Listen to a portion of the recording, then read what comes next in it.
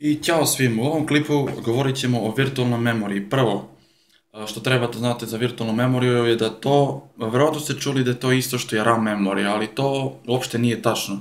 Jer glavna razlika između njih je što se podaci koje procesor izvršavaju direktno iz RAM memorija, a iz virtualne memorije je to nemoguće.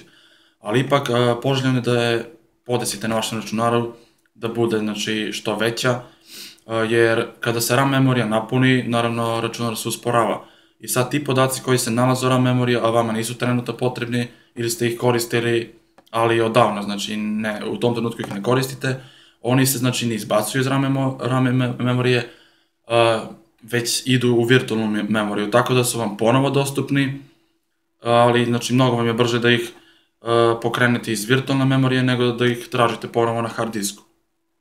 Znači to je nešto osnovno, onda šta još, veličina virtualne memorije može biti jednaka veličini spoljne memorije, to jest vašeg hard diska, znači možete staviti 100 GB, 200 GB, ali to je ipak nepotrebno. I još nešto, pa to je. E sad, idemo da vam... Evo ovako, prvo, gde podesiti tu virtualnu memoriju? Znači, idete moj računar, desni klik, properties, onda idete, znači, napredne sistemske postavke, onda ovdje, znači, vidite performance, znači, vizualni efekti, nešto za procesor, upotreba memorije i virtualna memorija, to nas zanima trenutno. Inače, ovo ovdje, ako vam je slab računar, najbolje je da onda ovdje kliknite podesi za najbolje performanse, znači, tako će se promeniti izgled vašeg računara, ali će raditi naravno brže, dok kod mene to nije potrebno, znači to usput vam kažem. E sad, virtualna memorija, vidite, kod mene je 6144 MB, znači to je možda tačno 6 GB, ne znam napamet, ali oko 6 GB.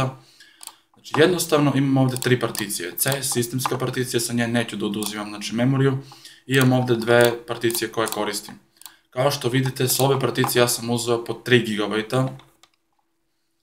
i znači jednostavno, znači ovdje promenite, stavite koliko želite da uzmete sa te particije, idete na set i za to znači ponovite za obe.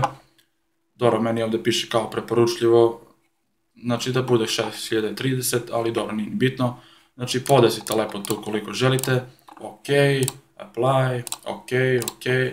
E sad, tu će da vas pita da vam se restartuje računar. Mene nije pitalo zbog toga što ništa nisam promenio, znači ostalo mi onako kako je bilo. Znači restartujete računar i kada se on ponovo pokrene, možete opet ponovo, možete lepo da odete da proverite i vidjet ćete da ste uspeli, znači povećali ste virtualnu memoriju.